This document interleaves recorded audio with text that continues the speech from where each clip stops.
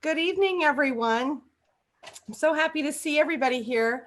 Really happy to be here for the 8th annual DifferenceMaker at DCU Manning School of Business Innovation Contest. So we have a great group tonight, and we're very excited about that. I think I know many of you, but for those of you who I don't know, my name is Sandra Richtermeyer, and I'm Dean of the Manning School of Business. Tonight's competition is going to be really fun. It's very innovative, and it's designed to promote and recognize innovation within the college. Tonight, you're going to hear from the top 6 teams who were chosen to compete for cash prizes. Each team will have 5 minutes to present their idea, followed by 5 minutes of Q&A by the judges. After all 6 teams have presented, there will be an intermission while the judges deliberate. And so normally when we're all together, we go have some good food and have conversation during that 30 minutes. But tonight you'll get a break during the intermission. You can go grab a snack or something. All right. But after that deliberation, an awards announcement will take place, which is really exciting. And so you can kind of see the agenda here. And sometimes we're off a little bit, plus or minus a few minutes. Want to make sure everybody's comfortable and all the students get the time to transition in between the presentations. So this is our agenda that we'll follow pretty closely. We know that from our previous competitions that we've had, that the teams, the students that compete tonight, they continue to do great things with their entrepreneurial ideas, their innovative spirit, and their business education. So it's always exciting to get everyone together tonight and meet. And I know for the students, this will be one of the most memorable nights of your college experience, doing these types of things and these activities. Very important. One example, and I'm not sure if he's here tonight because I can't see the whole program or the whole participant list right now, but one of our students, Greg Montemuro, he is a Manning School of Business student. He competed in this competition a few years ago, and now he's working for DCU as a program associate in the DCU FinTech Innovation Center in Boston. So that's pretty fun, and I'm not sure if he's on. If he is, he can type in the chat panel, hey everyone. We hope he's here. So this partnership with DCU and DifferenceMaker has been so exciting and so valuable to so many students. It's just something that we really look forward to every year, and also with the activities that occur throughout the year. It's really exciting. So we've got some very important thank yous and recognition here as we kick off here. First of all, thank you everybody for being here. That's really great. It's just to have such a great turnout. I know it's a busy week. It's after Thanksgiving break, and we're just thrilled to see the number of people here tonight. We also want to recognize our DifferenceMaker faculty fellows. These are professors from across the university. You see their pictures down there on the bottom. What a great looking group, right? And they are so dedicated to helping our students and to making, ensuring student success, teaching them about the spirit of these types of programs, learning objectives, helping with stress management, you name it. They're just amazing. And so I'm not sure, we looked at the list, if we weren't sure which ones were joining specifically tonight, but you can see the list of them on the screen. But we definitely have our own Kevin Willett, who is our Manning School of Business faculty fellow. And so, so Kevin is here, and I don't know, Kevin, if you have your camera on, give a wave. I can't see everybody because I'm sharing my screen, but if we're in gallery mode, thanks, Kevin, for all you do. And just really excited. So we'll hopefully, if some of these faculty fellows jump on, we'll say hello to them. I know they're also participating this week. Holly, the engineering event is tomorrow night, right? So we keep this group really busy and they're doing a lot of good stuff for us. So that's important to thank them. And then also we've got quite a bit of other housekeeping stuff and other thank yous, really, really important thank yous here. Many of you have already had the opportunity to greet Holly tonight. She's like the glue that keeps everything together, and the leadership and all the great stuff. And same with Steve Tello. Steve is actually our Vice Provost for Graduate Professional and Online Studies. Steve, do you want to give a wave? I know you had your camera on earlier and it looked like it was still daylight where you are on that side of campus because of the background photo you had up. That's the magic of Zoom. Yes. Hi, yes. Everybody. Steve is sitting on a part of campus where the sun is shining over him all the time. So, so that's great. And Holly is our Entrepreneurial Initiatives Program Director for DifferenceMaker, and she does so many great things she's always on the path of continuous improvement. It's very exciting. And also for you students that may not know, Holly's also pursuing her PhD, and she's making great progress and doing all kinds of really amazing things. So we don't know when she sleeps, but but we know she does sometimes. Also, our amazing IT team, oh my goodness, they're always like our backbone for these events, and they do so many great things. Some of them are here with us tonight, and Randy Tyndall's here with us tonight, and Graham Allen and Adam Dunbar also worked with Holly throughout the production and putting all of these different aspects of the program together tonight. So we just really want to thank our IT services group. They keep us safe. We never worry about the technology unless our own internet connection is a problem. I can't control that. They take care of everything else. And then also from the Manning School of Business, we have Patty Donald, and she's actually my assistant. She has done so much for this event. Mary Lou Kelly and Steve Rogers, our Director of Development. Now, I'm not sure if I saw Patty or Mary Lou yet. I think I saw Steve. Steve Rogers, you want to give a wave if you're on there? So we'll thank Steve for that as well. And let's make sure we have everybody covered. I think we have everybody on that screen. Okay. And then also a big thank you to many people throughout the university. Our chancellor, who is always so supportive and providing such amazing leadership for us to move through every initiative, particularly right now during these challenging times, but on an ongoing basis. Joe Hartman, our provost, I know he really enjoys these events, and he's always so supportive and has such great ideas on how we can continually advance this type of program.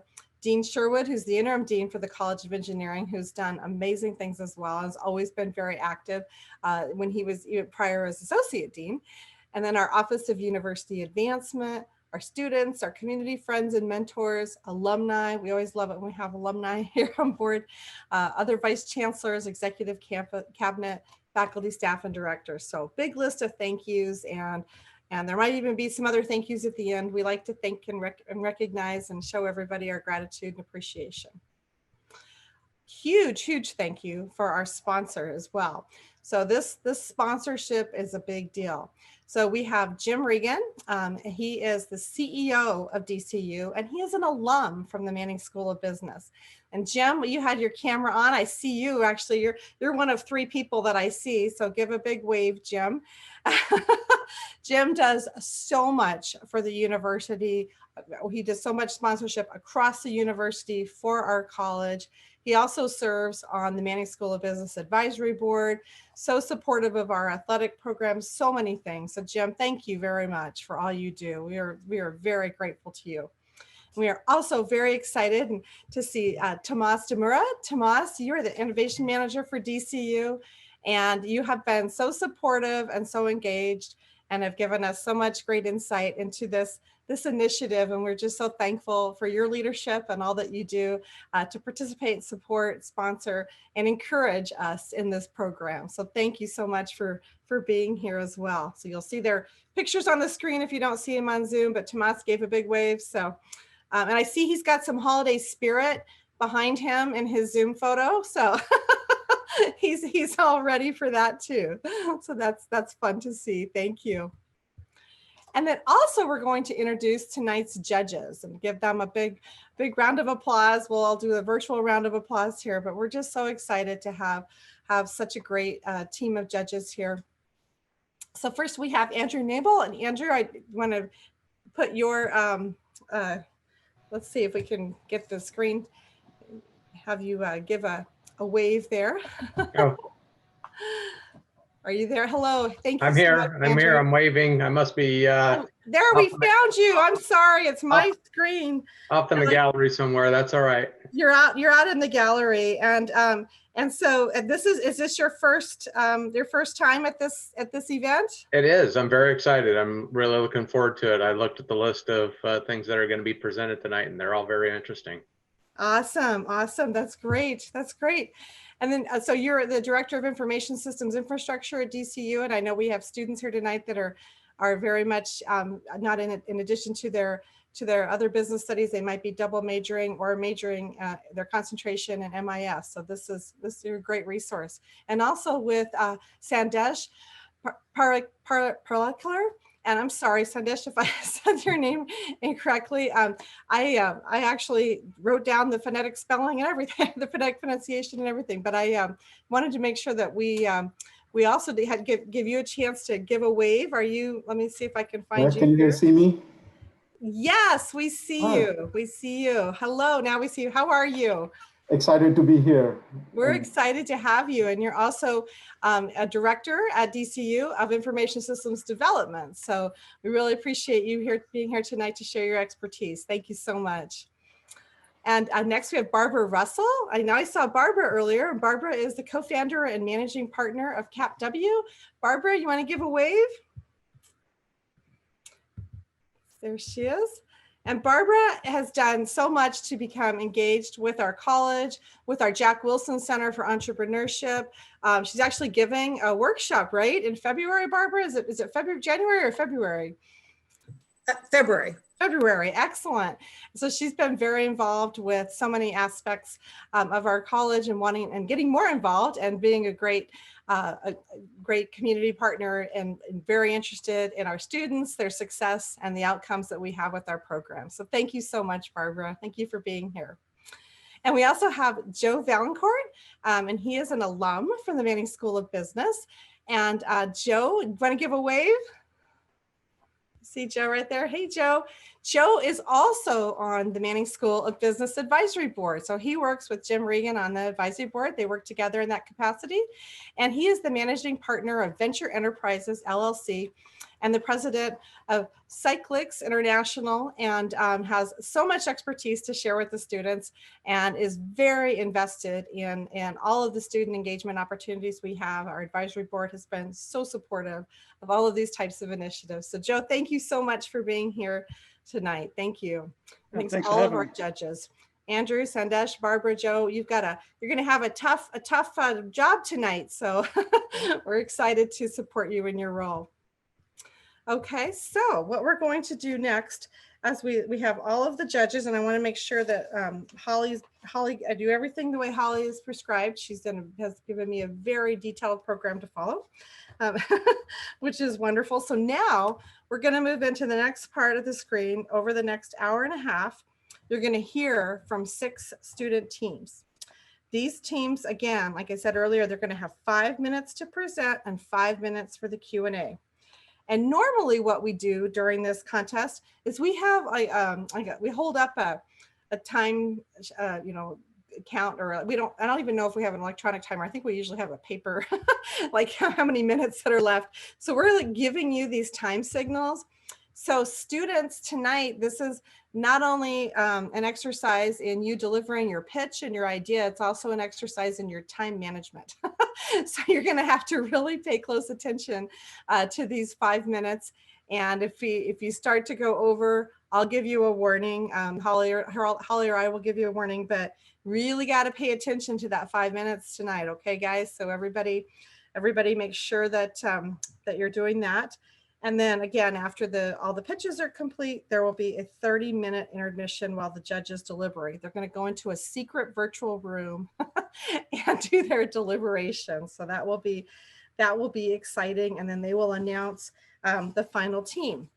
And one thing that's really important to keep in mind is that the finalist, the winner tonight, will automatically advance into the DifferenceMaker preliminary pitch off, which is this spring, for a chance to win $50,000 in funding. So they don't have to apply again. They don't have to do anything else. They automatically advance to that.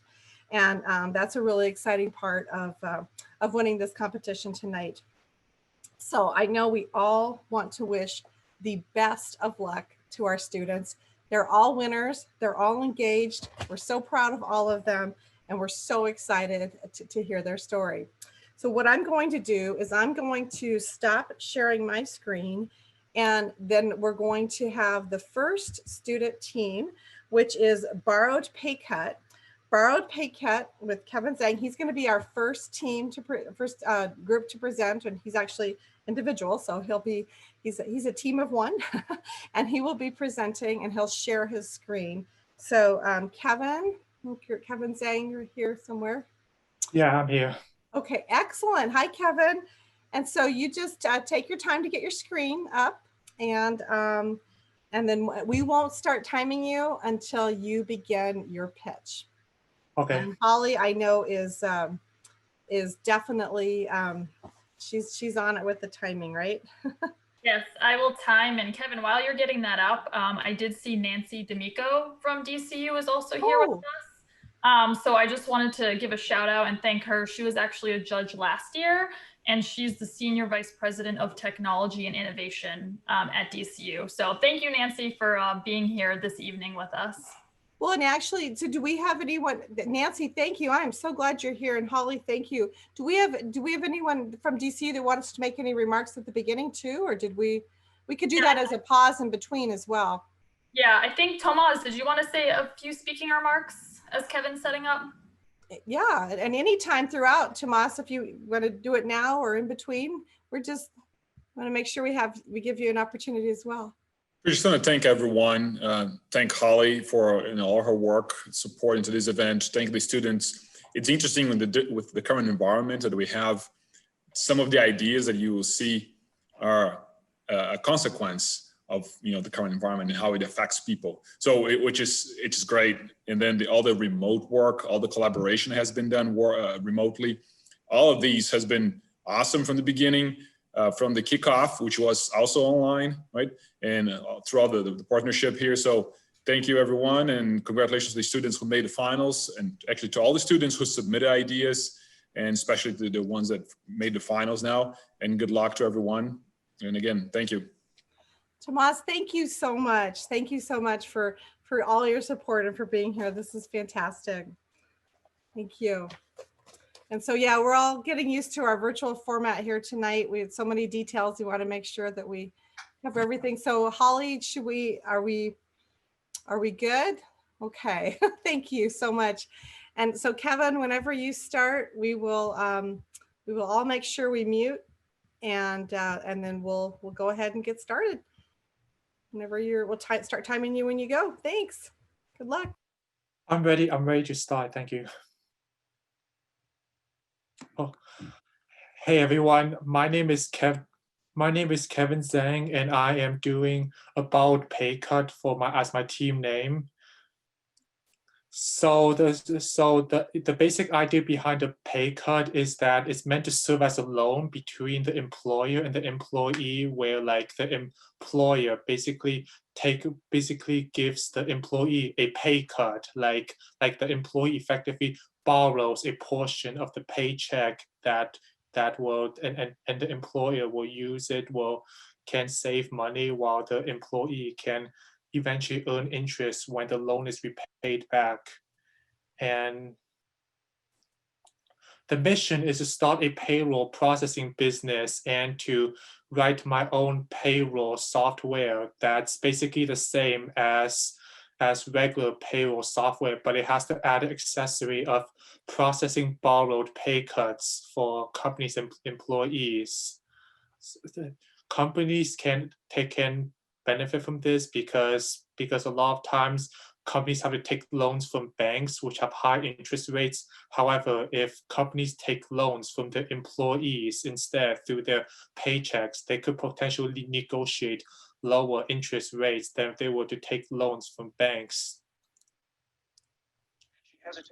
The business goal is to create a win-win scenario for the company and the employee, where the company can get the loan at a low interest rate and the employee can get paid extra in loan interest. I plan to make a profit by keeping expenses at a very low minimum and charging reasonable fees for the payroll service. Companies can either rent my payroll software, or they can hire my business to process the payroll for them. It's going to be slow at first because setting up payroll software and preparing for clients is going to be slow at first. But once I advertise the benefits of borrowing pay cuts, companies are going to find out how effective and cost saving it is, and they will flock quickly. In order for my business to be successful, I need to charge reasonable fees, and there are risks to my business. As always, I need to keep expenses low, and I need to patent the idea. Otherwise, companies can copy my idea. It's going to be called payroll processing along with borrowed pay cut processing.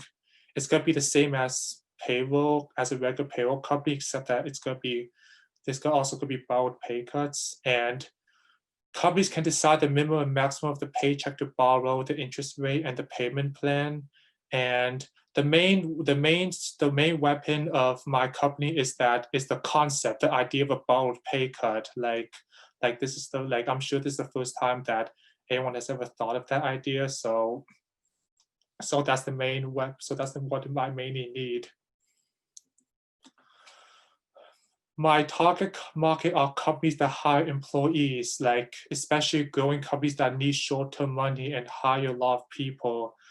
Right now, the total number of employees in America is 10.75 million employers. All of them are my potential customers in my target market. 23,372 businesses in America hire more than 1,000 people. Borrowed pay cuts will be appealing to them.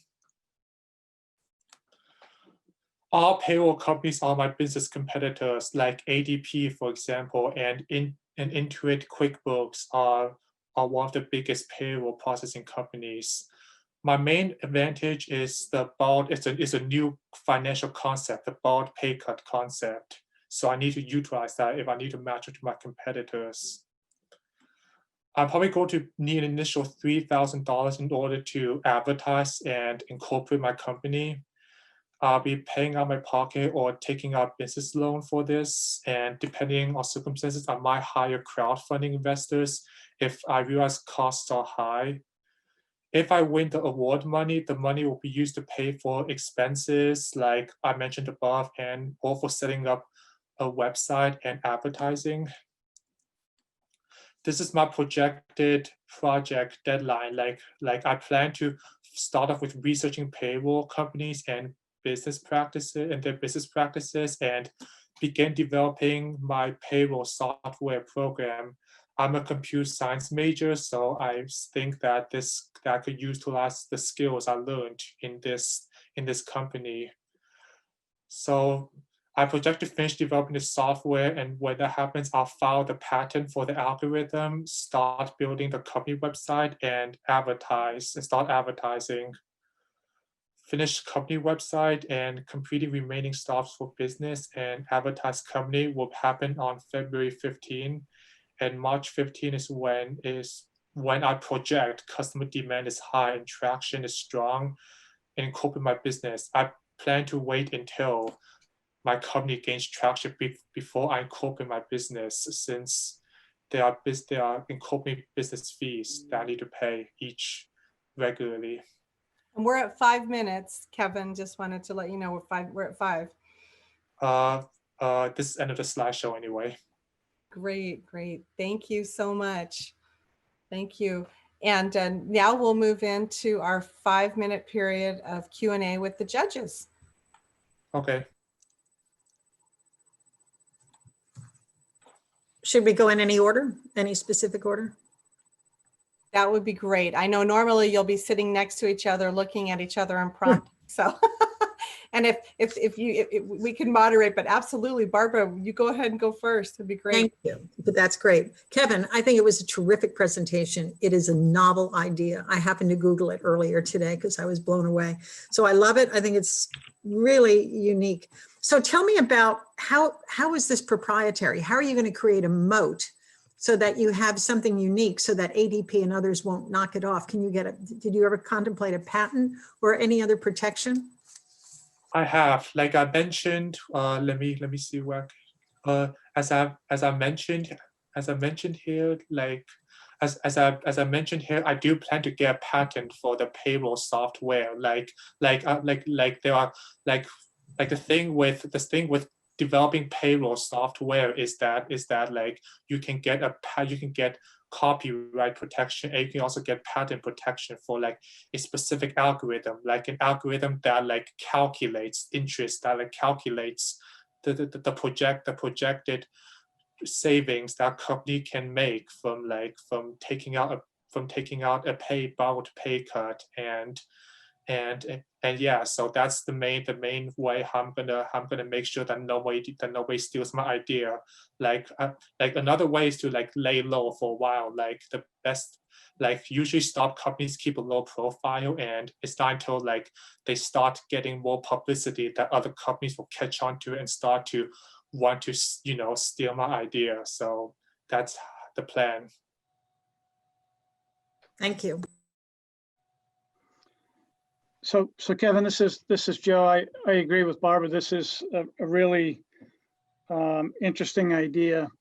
I'm not sure I understood exactly how, whether on a transactional basis or a license agreement, what kind of fees, what kind of revenues would you expect to make from this service offering? So you know how companies like SolidWorks and companies like Adobe Acrobat, they make money by suppose that person wants to use Adobe Acrobat or some software that needs to pay money. So like suppose that you use a software, the company lets you download it, but on a regular basis, like on a monthly basis, they have to pay a subscription fee for it. That's the idea behind how I'm gonna make money off of the software. Like companies can either hire me to either rent my software to you and use it to help process their borrowed pay cuts, or they can hire me to process the payroll for them, like similar to how they can outsource it to me. So that's the plan. And then maybe one other question relating to financials. I saw some marketing costs. Are there known significant development fees to actually create or enhance the algorithm that you're referring to? Developing the algorithm, I think that the only costs for developing the main thing that's needed to create an algorithm is skills and labor. I'm a computer science major, so I'm probably going to be creating and designing most of it. However, I did Google, or I did see something on Google where it says that usually people research payroll needs to have knowledge of payroll laws and like tax laws before they enter into a payroll industry. So depending on circumstances, I might recruit or hire someone who has payroll experience, like someone who has studied finances in their college career. Great, thank you. Kevin, this is Sandesh. Again, I agree. It's a great novel idea. Really something different than, especially in the current time frame when employers have to let go their employees. One question is, have you spoken to any customers, potential customers, and see the idea is resonated with them? I've not yet spoken to any customers yet. This was an idea that I thought of when I was still in high school. Like one day I was in my history class, my history teacher was talking about workers go on strike back in the 19th and 20th century. So I had the idea that if companies don't have money to pay their workers, what if they could just agree to pay the workers at a later date, so that the workers won't have to go on strike during a recession. I've not really talked to any potential customers. Yeah, unfortunately. Okay. And from the market size perspective, you have the overall number of employers, but from market size itself, from the dollar amount, do you have an expected dollar size? Could you repeat that question? I couldn't. Yeah, so we have the number of employers there, potential customers, but from dollar perspective, do you know what the market size would be? What as I mentioned here in the market analysis, there are the main people that the main employers that will benefit from it are the companies that need loans, like they need short-term money, and also hire a lot of people, like because companies, they need to pay fees to process borrowed pay cuts. So it would be practical for companies that hire a lot of employees, like I don't know, like UPS or Market Basket, and those companies. I did research online, and I found those numbers. There are 23,000 businesses in America that hire more than 1,000 people, and borrowed pay cuts would probably be appealing to them because they hire a lot of people, and they could offer it to all of them, and they could either choose to they could refuse if they want to, or they could take the borrowed pay cut, the employees. So yeah. Thank you, and we're at 5 minutes for our Q&A. So great job, judges. Great job, Kevin. Thank you so much. Thank you. So everybody, we're going to give a big virtual round of applause. So everybody on camera here, ready? All right. Great job. All right. So now the next team we have is cash transfer. So we'll give them a moment to get their screen up, and whenever they're comfortable, they can begin.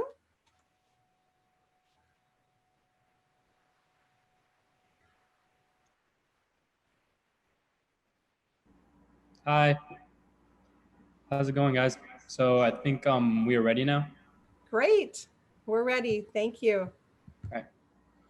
So our idea is cash transfer.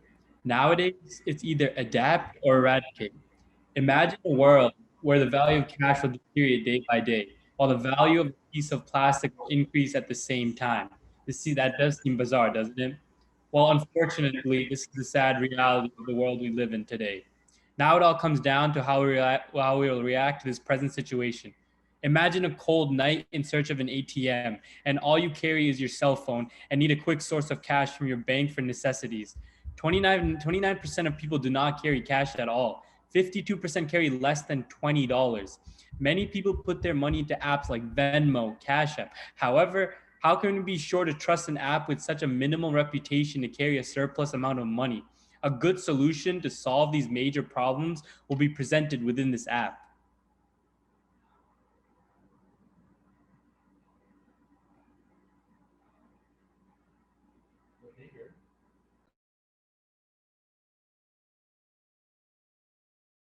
Sorry about that. I thought I forgot to unmute myself. But basically, we would provide this app with high-end security to allow this instant cash transfer, which would be done immediately. And it would be an everyday tool to basically replace people going to the ATM on the daily to deposit and withdraw cash. And our goal would be to, within 2 to 3 years, have this app set up with the DCU banking app and multiple other banks. And to keep this in mind, to basically make this idea successful, we have to keep a few factors in mind, such as organization, time management, basically completing our goals that we have in our specific timeline, and also offering what competitors cannot offer, which also leads on to our potential risk would be to dealing with the competitors. And also adding on would be international currencies. So we would like to present an app which makes cash transfer more applicable to daily use. And this app also gives people the ability to connect with friends and family all over the world. And people like friends or family can friend people on the app with just a simple scan of a QR code or a link or something like that along those lines. And they can send money to their acquaintances by connecting an account through an email or a phone number, just something as simple as that.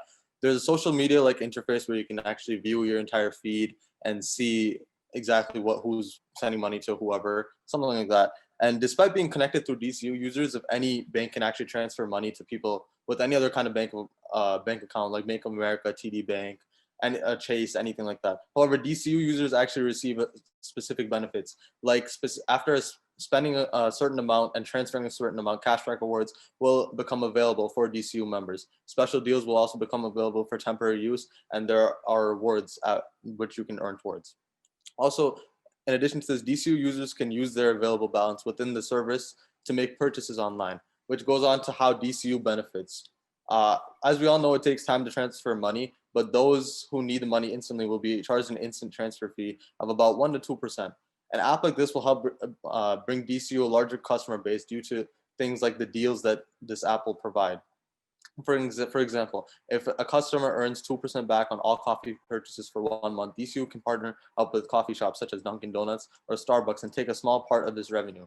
For example, something as small as a 2.9% pay cut. In addition to this, the international transaction fee will be cut down on this app, but DCU will also make large profit margins with something like this.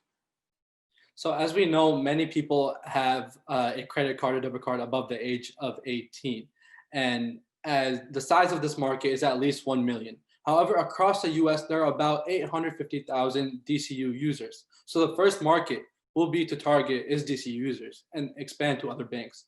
Now, within 2 to 3 years, we hope to target at least 1% of the DCU market size. So when the app is released, there will be a decent sized market so that we can begin expanding.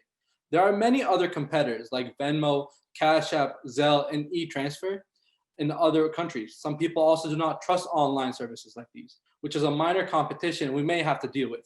Now, you may ask, why this app over all other apps such as Venmo, Cash App, Zelle? Well, it is simple. One of the biggest things in the market is security, right? When one of the biggest, people may not be primed to trust an app like Venmo. And since it's not created by some well-known trusted bank or some credit union. However, our app is backed by one, since DCU is trusted. We may have more backup than Venmo does, and people may be primed to switch to an app like ours.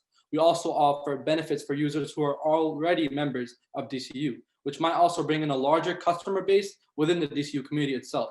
Now, we also had talked to some of our close family and friends and also potential customers. And if they would switch banks, if an app was presented like this, they wholeheartedly agreed. So what we believe and hope for is funding will come from this competition, from DCU, hoping we win and get the funding from them. And we calculated an initial cost to be around $5,000 to start up the software, to begin this app and make all its basic features. And since I am a computer science student, we'll be able to develop this specific program. And we'd also hope funding from government agencies and other banks that were willing to be involved. We'd also take out some money, such as the $5,000 startup cost, from our pockets, and also use advertisements and such as Instagram ads, Google ads, Facebook ads, which are very popular nowadays, and also small investments. And one main thing would be networking with security companies. In our timeline, we believe to have from the first 6 months to 1 year to start coding an app with basic features. And then from 1 to 2 years, we would like to get help from the funding from some banks, talk to security firms. Another big thing would be international currencies. And then from 2 to 3 years, we'd like to make our first edition of the app and make sure it's launched out there for people to use. And after 3+ years, we'd like to keep innovating on this app, keep improving, and give what's best to the people. And we're up with our 5 minutes. We've actually got a little over, so thank you. Yeah, I think we're done with the presentation as well. Excellent. Okay, great. So now we'll move into our 5 minutes of Q&A with the judges, and we won't start the timing until the first judge asks their question. So it's hard to, I don't have all the judges on my screen, but this is Andy. I'll ask a question this time. Could you talk a little bit more about your target user, if you will, or what they would do? Is this more about making a purchase in a store, or is this more about transferring funds to make a payment on a loan, or transferring funds between friends and family? This cash transfer would be able to do all. It would be basically be able to do all of that. We'd like to implement an idea of it when you check out, an idea of if you want to transfer to friends, just simple transfers. If you want to also transfer for currency, it'll give you a better understanding, a better currency rate instead of the other apps that are offered with a higher rate of fees and all that. And what we would like it to basically do all the above of what you're asking. Okay. Yeah, and kind of just going off of that, even for like loan payments, like you mentioned, or something like that. Like if I have to pay off my car, like for example, $400, $500 a month. I don't know if I trust some app like Cash App or Venmo to do it, but if it's entrusted within a bank, I might be more primed to transfer cash this way. It's also more official for loans, as Fazil was saying, and he was talking mainly about how you talk about loans. It's a more official way with documentation instead of just friends and family. It's a more official way with actual documentations to provide and have monthly payments through this app. Good.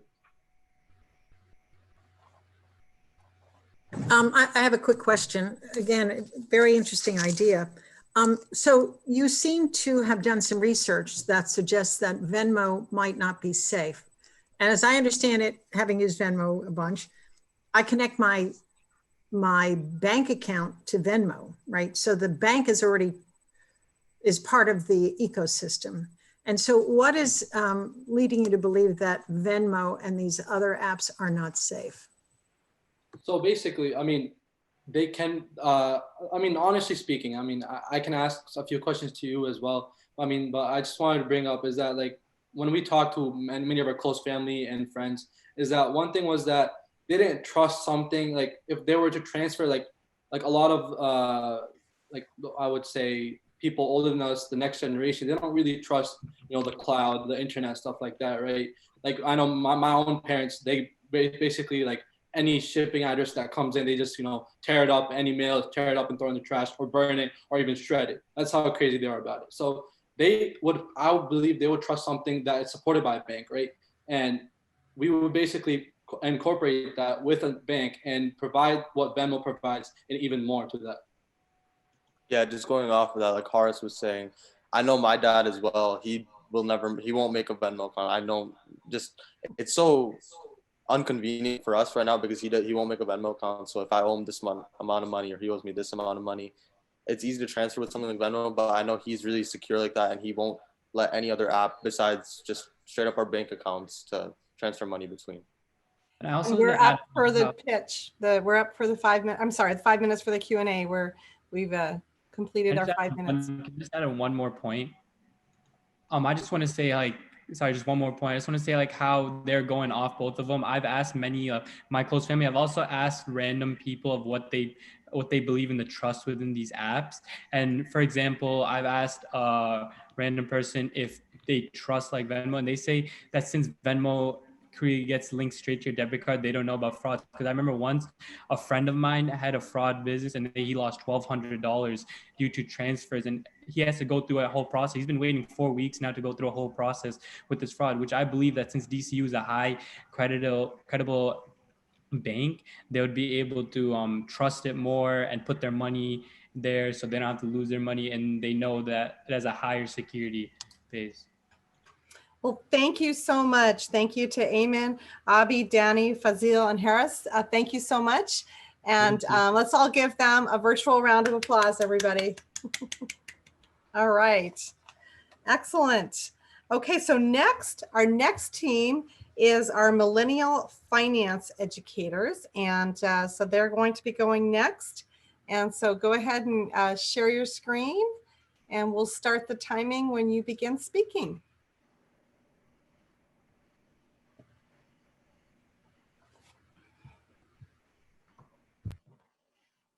Good evening, everyone. We are the Millennial Finance Educators. Our idea is to come up with a platform called the Financial Freedom Program. My name is Amy Michelin. I am a senior concentrating on entrepreneurship. My name is Craig Williams, and I'm a senior studying finance and management information systems.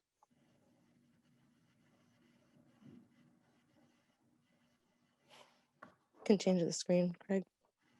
Thank you. So what if there was an interactive program regarding financial literacy that teenagers actually wanted to participate in? The Financial Freedom Program covers the basics straight through saving for retirement with great incentives for each tier of the program that will appeal to teenagers while preparing them and inspiring positive thoughts about their financial future. This program deviates itself from competitors by capturing a market often overlooked by financial institutions. Our mission statement is the end goal for every member of DCU is financial freedom. For this reason, we are here to provide the tools to accomplish just that. Our business objective is to, oh, excuse me, that's actually Craig's component, right? Yeah, no, I'm sorry about Yeah, that. no worries, Amy. Yeah, so the objective of this program is to educate and motivate high school and college students to care about financial literacy. The program will be very attractive to high school and college students because of it being presented in a game-like environment with fun incentives built into the program. DCU benefits because after signing up for the program, many students will open a checking and savings account with DCU. With this account and improved financial literacy, this will be the beginning of a long-term DCU member. And so to give a quick snapshot of the business growth, we factored in a student population growth of about 1% year over year, and we project the attainable market to start at around 7% and grow to 15% by the end of year 4. And for the program to succeed, it is critical that the platform is engaging and that quality relationships are built with faculty and students. And that biggest risk is the lack of engagement in this program. So the service we are providing is financial literacy education for students through an online program, which would be on DCU's website. So this starts with the student. Research has proven a lack of financial literacy in high school and college students, and this demonstrates a market pain, creating an opportunity for innovation. And this program will utilize effective marketing and strong community relationships to provide structured access to valuable education, leading to improved processes and access to DCU's banking products. So there's a great deal of financial literacy education out there, so much so that it is ultimately overwhelming for these young consumers. So this program is differentiated from its competitors because of the structure and the fun incentives. So to further elaborate, I'll walk through this animation a little bit. So you start with the high school students, and then they can either pay $50 or apply to waive the fee to sign up for this program. And we project that about 85% of students will have the fee waived. And then the first tier is going to be Financial Literacy 101, which it provides an easy opportunity to open a checking and savings account. They learn to budget, and as a fun incentive, they can get a t-shirt or a fanny pack or some other fun incentives that can be determined through also market research through surveying and stuff in the time ahead. The second tier would be Building Credit, where they could learn about these products. They'll be taught with integrity and carefully, because especially with the young audience, it's very important to walk that line of integrity. That being said, it's important also to build credit and think about that for your financial future. So secured cards are options, and to go an incentive with that is promotional rate. But here, educate with integrity. This may be a smaller market in terms of the product, but it's a very important educational topic to cover in the program. And then the third tier would be loans and student resources. So this would include, applying for loans, different types of loans, and how that affects your credit score. And DCU here could provide student support also for like a customer service email or phone, where they could help students with point them in the right directions, a really simple customer service interaction, building on a lot of the resources DCU already has to help them secure scholarships and grants. And then also promotional rates on loan is another incentive that could be here. And then the fourth tier is setting financial goals and investing. This is a huge step to learn in reaching financial freedom, and incentives could be access to home buyer programs and other exciting investment opportunities. So for our market analysis, it's high school and college students to start, but if you combine Lowell and Worcester, there's 64,000, just over 64,000. We're aiming to get 15% market share in 4 years, and really to achieve this, we need great marketing, good relationships, and to expand product usage. So the main competitors are local credit unions like Jeanne d'Arc, national banks like Bank of America, and local banks like Enterprise Bank. And then also subtle competitors are like online educators, maybe Udemy or Khan Academy. In terms of funding, DCU would provide the capital investment overall. offering an attractive ROI that builds the community. And the 5 minutes is up for the pitch. Oh, sorry, we went way over. Sorry. So basically, yeah, the initial investment would be 200,000, and then our year to date would be to evaluate the plan after it rolls out and really get it into the educational systems. Okay, great. So now we'll move into the 5 minutes of Q&A with the judges. Thank you, guys. Thank you. I can go if no one has anything. So I like this. I think it's very inventive. I have a kind of a silly question maybe. If you're pitching this and you're getting DCU to take a look at it and pony up some bucks here, why would you consider your target market Lowell and Worcester and the 64,000 students? Why wouldn't it just be DCU students? Right. I was considering Lowell and Worcester because, and we both were looking at DCU as a credit union, the requirements to open an account. And if you attend school or live in Lowell and Worcester, you meet the criteria to open an account. So it'd be really, really targeted, easy to open a checking and savings.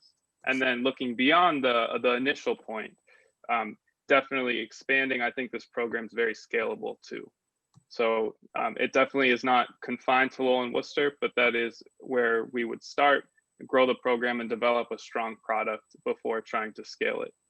That's a great answer. And the only other part of that was, what is the pedagogy? Who is creating the content for educating these students? Right, so it would build a lot on what DCU already has. I think the main benefits we have is the structure and the incentives. So there's a bunch of other Ever on DCU on the website right now in the Learn section, and then a bunch of other, the local credit unions, national banks, local banks, they all have options to learn, but I haven't seen, and I was really looking for a structured, targeted approach, especially at a local level. And it would be DCU employees, maybe take on a couple outside employees, but really an opportunity for cost savings too, building on what is already there and spinning it off to a more structured, targeted program. To build off that, what Craig's saying, we did some money into that, which I didn't get to go over in the chart. My apologies. That is part of the 200,000 too, as we realize that there is going to need to be a little bit of work done to bring it to an interactive state.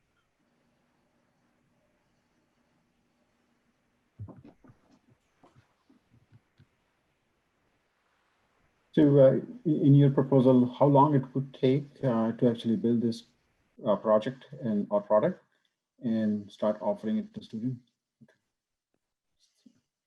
Like we said, within the first year, we already plan to have designed it and start shifting to marketing and everything. We're going to have built those relationships and intrigue the different market segments, review the statistics of what's actually going on internally, and then evaluate again externally. So within that 12 months, we really plan to have knowledge of this platform and program out there in the educational systems so that it can be launched by the time everything on the back end is getting constructed as well. Kind of helping those coincide, and then it can just roll out seamlessly. Isn't that the wish for everything? But yeah. Any thoughts on content delivery on a mobile device? Right, I'm assuming the audience you're talking about, right, is particularly mobile, and trying to provide education, in that format rather than PC, if you will. And your thoughts on that? Did you have a conversation about that? We did, and we still want to keep it more PC because we want that engagement and the interaction more than just being able to do it on your app, and also the commitment end of it. And that's why we put a $50 cost on it. That way, if you're paying for something, or if you did write an essay to get the $50 waived, which was another option for people who could not afford that. That's just something that we were doing to, allow people to get into it. Craig, do you have anything on that? Right, yeah, the customer perception of value, I think the $50 is huge. And then also people are in the zone too, high school students of applying to colleges, and they're starting to think about applying to stuff. So applying to get a fee waived is kind of already would make sense. You know, they're already submitting a bunch of applications, and it doesn't have to be a huge, you know, application process. It can be pretty simple. And then as for a mobile app, yeah, we were thinking it makes sense to start out on a desktop. That is definitely an option to go to a mobile app, but because I think it would resemble more of a course feel. So to try to make it a game environment, but then still balance that with, you know, this is learning, and if I pass these tiers, I get these incentives and I'm rewarded for my work. So it's balancing a classroom feel with a fun game environment. And I didn't know if we were unsure if a mobile app could still create that classroom type learning environment. Thank you. Because we do want them to 5 minutes score. is up. Okay, thank you guys. No, thank you. Thank you. That's set. So let's give Amy and Craig, let's give them a virtual round of applause, everybody. Done. Good job, everybody. Great. Okay, so now we're going to move to our next team, and the next team is Paper Trail. And we won't start the timing until you start speaking. So there you go. Good afternoon. So this is our team Paper Trails. My name is Edward, and this is Associate Ehorn. And Paper Trails is an app that really gives users the ability to earn money as it combines two types of apps into one, fitness tracking and financial wellness. Since the start of the lockdown, people have been worrying about their finances and health more than before. So in an effort to alleviate some of their worries, Paper Trails as an idea was developed. The purpose of Paper Trails is to inspire people to develop healthy fitness and financial habits, regardless of their expertise in either fields. This app will be designed in such a way to help strengthen our users' knowledge on both topics. In order to profit from this, we aim to create profit from advertisements and partnerships. Before a workout, a user can choose one of the predetermined workouts that we've created, or they can choose to create their own. If they choose to create their own, then they'll also choose their own rest times. And during these workout rest times, an ad will show, because rest times tend to be between 30 seconds to 1 minute, depending on what a user chooses to achieve. All ads will be less than a minute just to fit in this small time gap. Because we're still in the idea stage, the next year will be dedicated to further developing our relationship with our partners and creating a working beta version of the app. In order to succeed, we just will need a good amount of funds in order to reward our users. From the start, we intend to limit our users to track one workout per day. And then users with fitness fans will be able to fully utilize our platform and earn the most from their workouts. This is just because a phone isn't able to track every workout accurately. For example, if a user wants to use virtual reality to work out, that can't be tracked. If they're just having a phone in their pocket, they would need a wearable like an Apple Watch or a Fitbit just to track their arm movement as well. So most users will be regulated just to cardio to begin. With this, we intend to reward users at a rate of around 3 cents per calorie burn, meaning an average workout can have the user earn around $3 to $6 per day just from working out. And the biggest risk that we were able to identify is that people can easily falsify their workouts by attaching it to an animal or something similar and just spinning it, or having the animal run around to have that track as their inputs. The really only major solution that we were able to find for this was just for that one workout per day.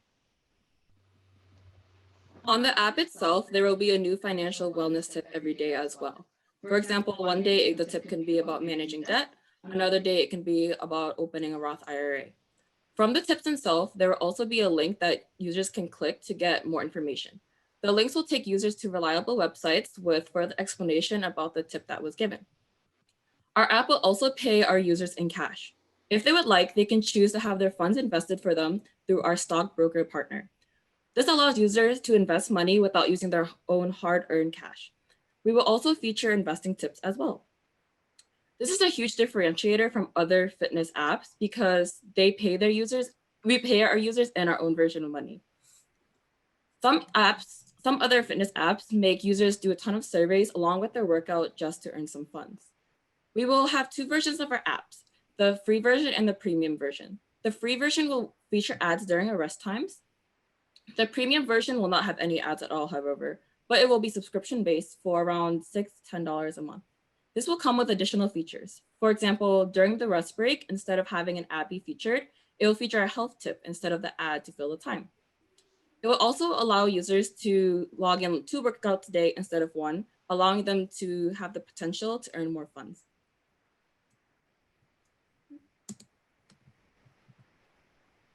"48% of American adults have stated that they have used technology to measure their fitness and health goals.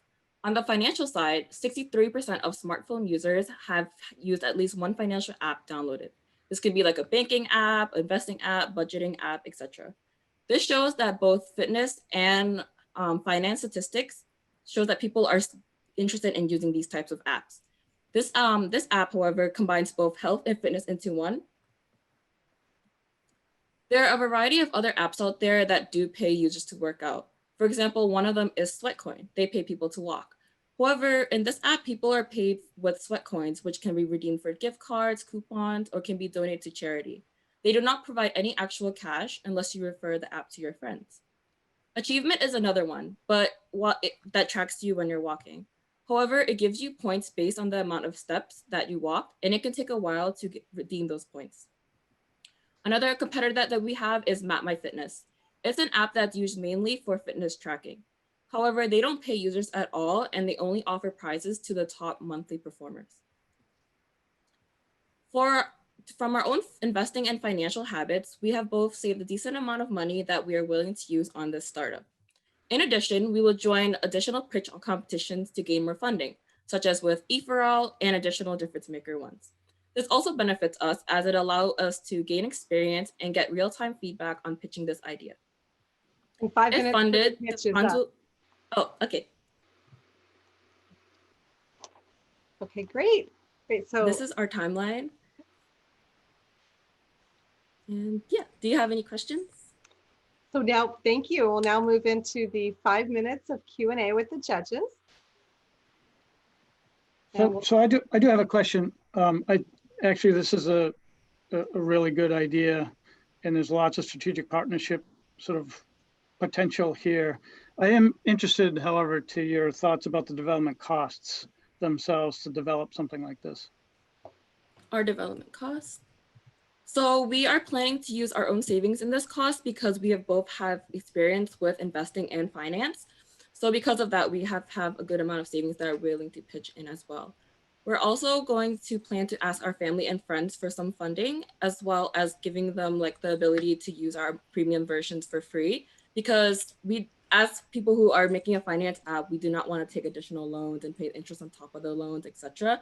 So we're going to try to raise as much funding as we can on our own to develop this app. And then from that as well, we also will be getting ad revenue from the ads that we'll be playing during the short break times when people are doing workouts. Because when people work out and they have a rest every few minutes or so, those ads will add up and that will help us get some additional money. And have you given any thought to external data that's already being tracked through other, say, fitness clubs, Peloton, for example, where somebody's actually already working out, where you could integrate that into a platform like this? Yes, we were thinking about that because we were thinking about having an app where we do have a variety of partnerships. So having a partnership with at least like one other fitness app would be beneficial because it would give us the data that we already don't have if they're willing to work with us and be a team. Great, thank you. Mm-hmm.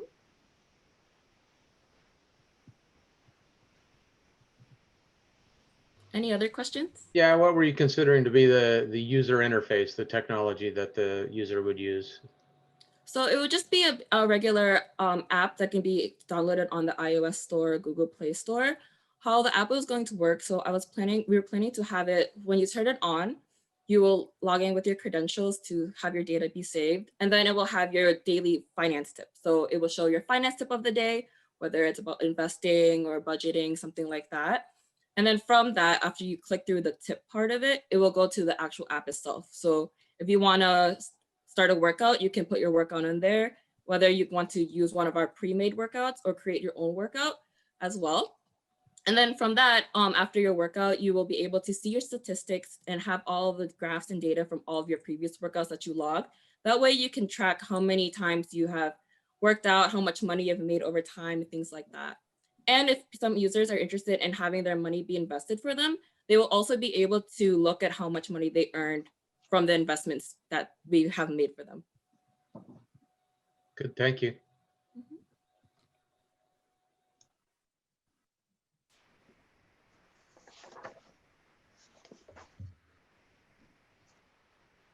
Are there any other questions?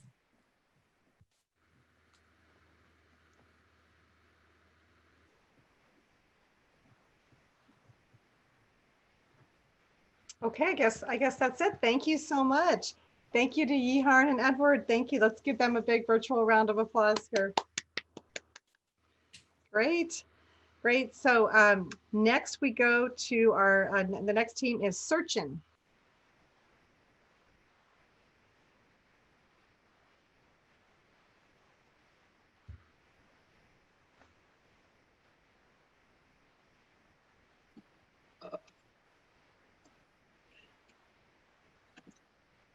Can everyone see my screen? Yes. Yes. Okay. If you want to put it in presentation mode, we see the template. Okay.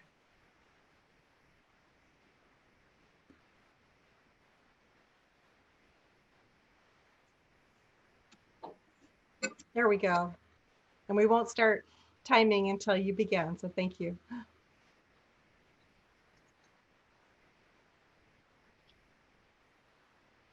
This is Sadman. I'm from Mass Lowell, currently studying electrical engineering on my junior year. So a few of my senior friends were doing PhD, they're researching on the R&D investment by the top companies, and they found that it is approximately 7 billion to 22.6 billion were invested on R&D by the top companies in 2018. So this is very expensive for small and medium scale businesses to afford. Therefore, and they're lend around $160,000 to $250,000 for R&D, and most of them fail to pay their loans back, around 10 to 20% of them. And often, because they cannot come up with innovative products, they fail to stay in the business. They get around 40% of the industries in the finance industry go out of business. And it takes around 3 months to 2 years by the top most innovative companies to come up with an innovation. And it's quite a long time, but we want to improve that. So an artificial intelligence will be knocking on the door, and it will cause an approximately 30% unemployment rate in the next decade. And one thing it is very important to mention that graduate students, they are very talented and they put on a lot of hard work. They're very skilled, and they get only around $2,500 on an average for a monthly income. And we need to improve that. So our mission statement was to come up with a private research firm that can facilitate American innovation, research, and inventions to meet small and medium scale farms and giant conglomerates in 6 to 9 months. And we can do the innovation at 1,000 of what top companies spend on their R&D. And we will be outsourcing their R&D projects, and we will be doing them at a very much less cost. So graduate students will be having earning about $48,000 to $60,000 yearly from our venture.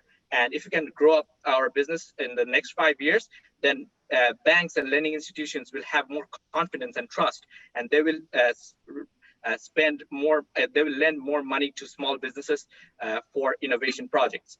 Now, we will be hiring a team of scientists, engineers, professors, undergraduate and graduate students for our project, and we'll pay a ransom percentage from the project. And we will be delivering our project in 3 to 4 months.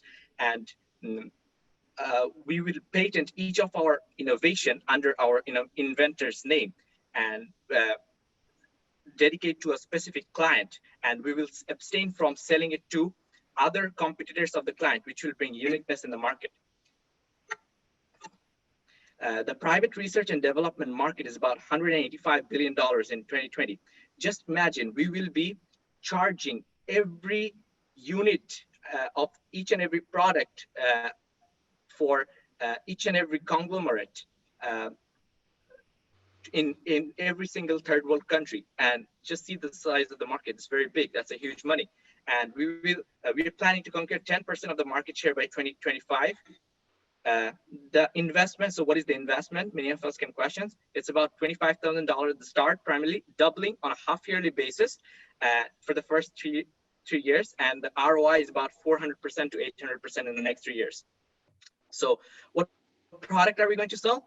We are going to sell, so all of us have troubles talking over phone for long conversations with customer care officers in the bank. So this AI will revolutionize chat robots, which will make a friendly environment with computer interaction technologies and natural language processing technology, and can easily converse with chat robots like as a friend in the app, in the software. And AI with machine learning can customize income, expenditure, and investment plans by analyzing data. And we can use cybersecurity technologies to detect any kind of scams and frauds and send them reported for investigation. And can you imagine during the pandemic, you have lost your debit or credit card and you just apply for a temporary one and it takes time to come, or you have to go to the bank. There is no one at the office. So what you do is get a PIN and a code from software, and you can use it at the POS machines and use it as a temporary virtual card. And have you ever realized, or have you ever imagined that you can take photos of checks and which can easily recognize checks, and you can transfer the money into your bank accounts by using computer vision technology? So how much we are going to charge for it? Approximately 10 cents. And it will take approximately 10 cents per transaction. And we are assuming that our customers will, our clients will have around 100,000 customers, each participating in 100 transactions annually. That will generate a revenue of $1 million. So our competitors in the market are, we have a lot of competitors in the market, which for the banking AI software, which worth about 22.6 billion now, and it's going to grow up to 118.6 billion by 2025. And we approximately want to conquer $10 billion in the market. So and Innovate, Solution Analyst, Volunteers, InfoChips, these are companies that are actually providing banking AI software right now. So what do we need to achieve the estimated market? We need to hire smart and experienced executives, professionals, engineers from top companies, and research with top-ranked university professors, and collaborate research from them, and come up with new business models and marketing strategies to generate revenue, and partner with labs to get access to labs and testing technologies. So why do we require we're at 5 minutes. We're at 5 minutes. Thank you. Just a second. Why do we require funding? We need to hire professors, scientists, innovators, run research methods and experiments in lab, and develop new technologies, pay rent for office spaces, and pay lawyers and consultancy firms, and pay for patents. So we are looking up to bank loans from companies like DCU and venture capitalists who would like to, who would be interested to invest in us shortly. Thank you. Thank you. And now we'll go into the Q&A with the judges.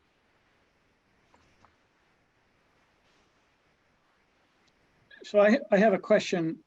This looks like a very audacious plan. Not really understanding what banking AI software could seed itself with. What do you think the sort of the first product actually is that you'd focus on? The first product we would like to focus on is a banking AI software. That would fundamentally do what? That would actually, we want to, we take long time to converse with customer care officers. So this will just replace those long conversations, and it will smoothen customer care relationship with the banks. It will make it easier, and customers will have income and can plan their income, expenditure, and investment, since the AI can read and analyze data, and it can detect scams and automatically sends fraudulent transactions for investigation. So there are less risks for any fraudulent transaction to occur. And there are some other operative technologies, like you can recognize a check by taking a photograph of it, and the software can recognize the check and easily transfer that money into your bank account, provided there is a signature of the lender.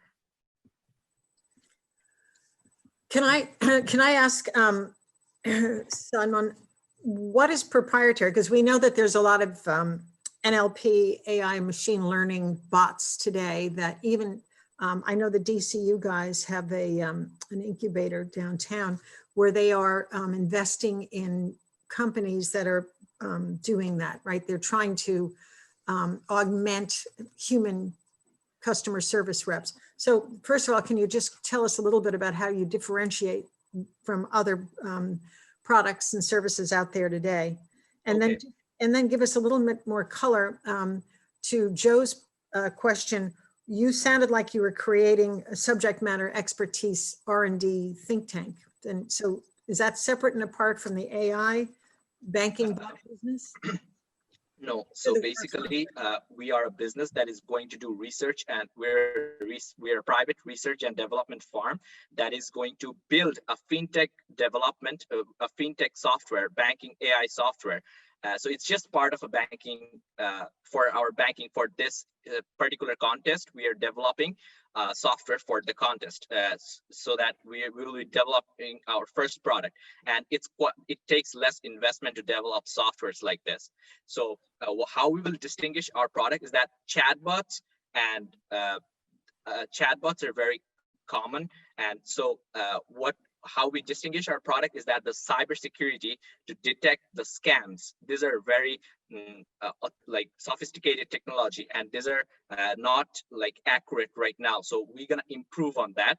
And suppose you want, I haven't seen that there is any software that can detect check and transfer the money into your bank account, and softwares that can analyze accurately the investment and expenditure and according to your income, and make an investment plan. So this is how this is going to technologically differ. But there are two other ways that how this product is going to differ is that it's very cheap. It's just 10 cents per transaction. I don't think it's like other companies would be. Other companies, they charge hourly for research and development, and other companies usually like banks have to buy with a lot of money for their software. But in our business model, you don't have to pay us the money at the beginning. You sign a contract, we give you the delivery of the banking AI software, and each and every transaction, just like Uber, for each and every transaction, we cut 10 cents from each transaction that occurs in your bank for the next 1 year.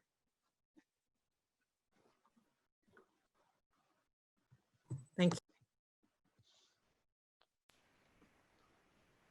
So on just a follow-up question, there is what type of investment would you expect to make for the banking AI software? For the banking AI software, that's our first project. So I'm hoping for an investment of $25,000, $25,000 to $30,000 initially.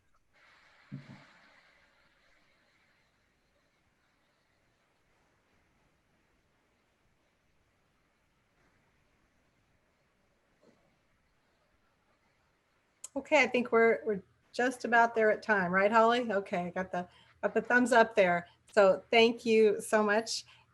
Thank you, Sadman. Great job. Let's give Sadman a round of applause.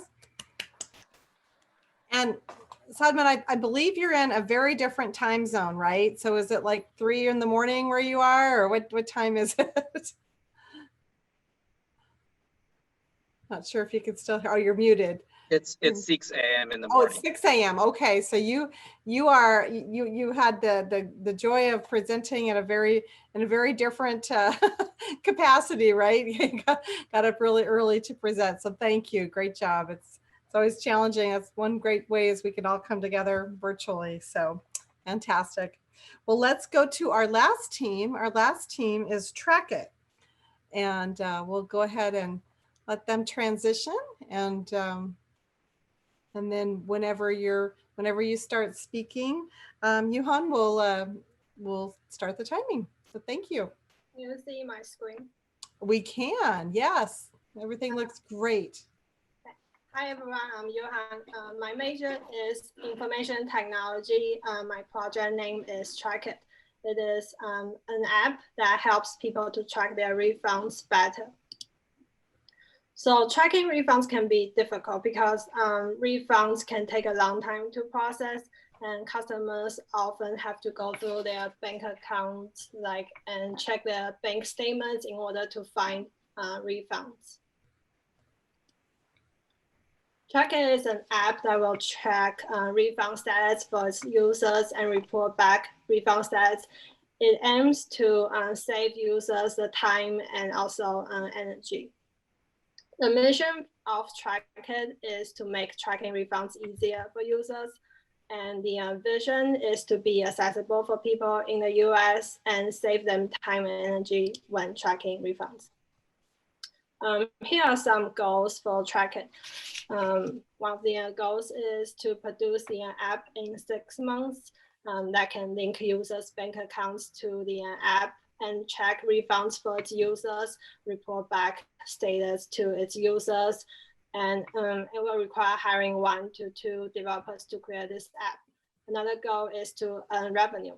It will use Google AdMap to insert ads into the app. The third goal is to obtain more users to use this app. A way to achieve this is to develop incentive plans. For example, give existing users incentives when they refer the app to their friends. And the goal is to implement the app and create more functions and servers. For example, maybe add a new service such as tracking outgoing checks, payments, and anticipated income. The business model Track It will adopt is the business to consumer model. It will be available in app stores for users to download. It will also adopt the advertising-based revenue model by earning profit through showing ads on its app. A benefit of doing this model is that it's easier to reach more users because they don't have to pay to use the app. The projected growth for this app is 8% per year. That's the average growth rate for apps. And some risk factors include if there are any companies who decide to make the same app or service, and if there's a need for people to use this app. This app is to help people to track their refunds easier. So here are some current problems when tracking refunds. Users might not know their refund status because they forgot to check them, or it can take a long time for refunds to get processed, which makes tracking refunds difficult because users might need to go through several months worth of bank statements in order to find them. Another reason why tracking refunds is difficult because sometimes companies, they don't issue refunds. Instead, sometimes they just cancel the outgoing payment, which can cause confusion. Track It is an app that allows users to log their refund information, for example, the price, what company, company names, dates, and Track It. And the Track It app will report back refund status to its users. And the app will achieve this goal by all these goals by going through the following process. So here is the process. So first, user will create an account on the app, link their bank account, and log refund information. And then Track It will perform daily checks of users' bank accounts and notify its users with possible refunds. My target market are people in the age of from 15 to 65 who want to track their refunds. And my target market share is about 0.7% because like in banking apps in 2 to 3 years equals about 2.2 million users. Some ways to achieve this goal is by building a high quality product and implement the app by reviewing users' feedbacks and finding ways to attract new users. Direct competition include Mint, which is an app, banking app, and However, Mint does not report refund status very well. It just states income for refunds. This can be confusing. So on the right is a screenshot from my Mint account. You can see I circled income here, which is actually a refund from Amazon. And also, we're up 5 minutes is up for the pitch. Okay, thank you. And now we'll move into our Q&A with our judges.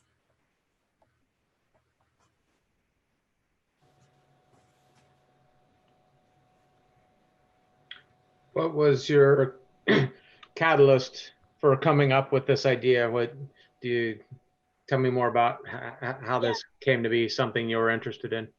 So I have experienced several experience in like not getting refunds from companies, or I wasn't sure if I got a refund, or I also thought that I didn't get a refund. I called the company and they say, oh, they actually canceled my ongoing payment. But when I check my bank statement, it's actually printed as like they already got the payment, because the timing, like it was maybe from like last month. So it's already printed. So it's kind of confusing. And how would you capture that a refund was pending? Does the individual type it into the app when they call the company or when they go through the refund process, or is there an automatic way that it's somehow integrated with your app?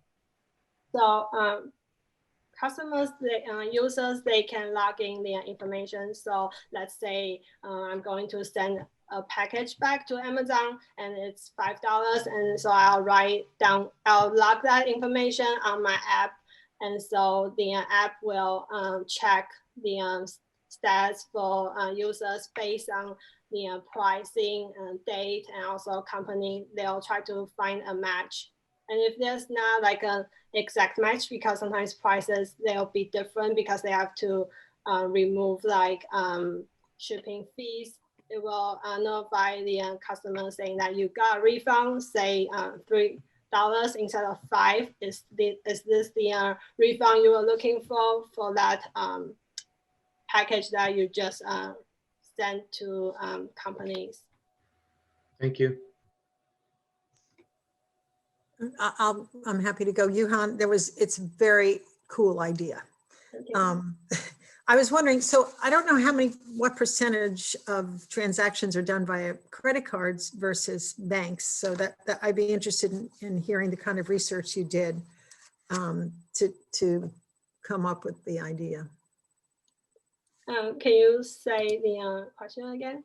Yeah, so it seems to me like a lot of transactions where you're waiting for a refund are done via credit cards. And I don't know, is it a significant market that just uses bank accounts or debit cards or checks?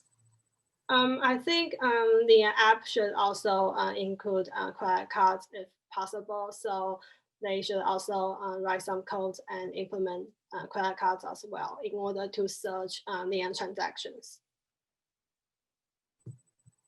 Okay, so you'd have to have a relationship with the credit card companies and be a widget or a tool inside of those companies, correct?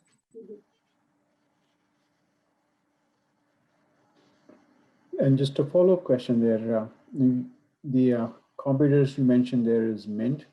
Yes.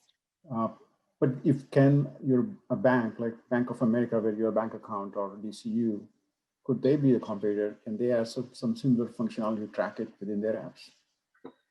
So they just say income, they don't say refunds. And if you cannot track your refunds, so say that I send back 3 packages, and that can be confusing, like which refund is coming from where and what company and things like that. Okay.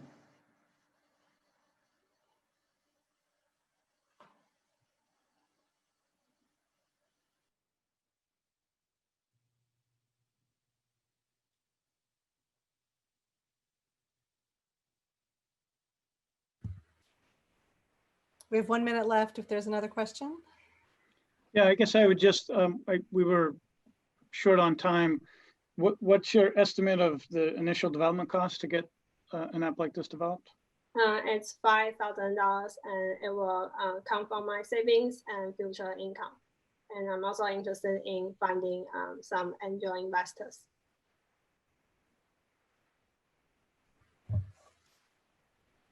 And who would develop that? Would you be doing that, or do you have relationships with a third-party development firm? Yes, maybe several classmates. And my major is IT, so I think I'll be able to do like a little bit of it, but not all of them. Okay, great. Great. So we're just right at 5 minutes there. So thank you so much, Yuhan. Let's give Yuhan a round of applause here. Thank you. Great job. Great job. And great job to all of our teams. Oh my goodness, everybody did a great job. I love the questions the judges asked. Very exciting. And so our judges, Andrew, Sandesh, Barbara, and Joe, they're going to go off and deliberate. They're going to do that for 30 minutes. So we're going to have an intermission. And what we would normally do during our intermission, like I mentioned earlier, is we'd normally have some good food and conversation. So I'm going to challenge all of our student participants and all of our the students that are participating in the competition, and also those that are watching. I'm going to give you a challenge, a networking challenge. If you go to LinkedIn and you find the DifferenceMaker post, or the DifferenceMaker group on LinkedIn, there's actually a post from about 5 hours ago. It lists all of the names of those students that competed tonight.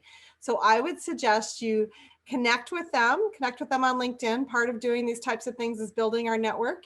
And that's what we do during the intermission. And so build your professional network. Go grab something to eat and then build your professional network. And we'll start up again in 30 minutes. And I have 7:34, so we'll say it's 7:35. So we'll start up at 8:05. Does that sound okay? Holly and Tomas, is that good with both of you? Okay, those gotta check with the bosses there. Make sure everything's okay. We stay on track. So so thank you, and we'll see everybody back for the exciting finale and announcement of the winner at 8:05. That's great. Well, welcome back, everybody. Hopefully everybody's gathered around their machine again. I hope you enjoyed the intermission. I hope you took me up on the networking challenge and made some new connections on LinkedIn. I hope that worked out really well. I know that our judges had a very difficult decision to make tonight. And so just want to thank our judges again, Andrew Naval, Sandesh Perulkar. I'm sorry. Oh my gosh. Perulkar. I said it right that time, didn't I? And then Barbara Russell, Joe Valancourt. Let's give Andrew, Sandesh, Barbara, and Joe a round of applause. Thank you for all you're doing. Thank you so much. And I also want to give a shout out to a couple people that I didn't get to see in the participant pool earlier in the attendees. We have Deb Finch, Dr. Deb Finch. She is here tonight, and she has been a very avid and longtime supporter of the DifferenceMaker program and was a faculty fellow and all kinds of good things. Has been in so many different roles. So Dr. Finch, thank you so much for being here tonight. We also have our Associate Dean, Dr. Percival. She is very supportive of this program as well and always encouraging the students to get involved in these types of activities. Dr. Percival, thank you for being here. And we also have Tom O'Donnell, who's an adjunct faculty member and also our IHEB director and very active with this program. Tom, thank you for being here tonight. And also Ed Brennan from University Relations. He writes up the best stories about these initiatives and has written so many different great stories about our DifferenceMaker program. So Ed, thank you for being here as well tonight. It's very exciting. I also want to remind everybody that each team member who participated tonight, they'll receive a $100 prize. So that's a really good thing. And so we're excited about that. And so also what we're going to do now is I'm going to also ask Tomas Demura, the Innovations Manager for DCU. He's going to announce the winner. So that's going to be exciting. And then I'll just make a couple final comments at the end. But Tomas, are you ready for the excitement? Absolutely. Thank you, Sandra. So everyone did a great job. It was hard to find, but as a as an addition of all the points from all the attributes that we look at, right? All the judges looking at all the different topics, and that was presented also to all the students from the beginning. The winner team, actually, they are the Millennial Finance Educators, and they are Amy and Craig. So Amy Michelin and Craig Williams. Congratulations to both of you. Congratulations to everyone, because I guess, first of all, you made it to finals, and everyone did a great job here. There's some different scores all over the place, but the combination of scores, the Millennial Financial Educators were the winners. So congratulations, guys. And as the winners, you make $500 each of you, and then you also get the get picked to bypass, right, all of the application status for the presentation in the spring. That's very exciting. Thank you so much, Tomas. Thank you so much for the support from DCU. Thank you to Jim, Andrew, Sandesh, Nancy. Thank you all for being here tonight. All the DCU supporters. It's just fantastic. And judges, did you have a good time? Raise your hand if you had a good time.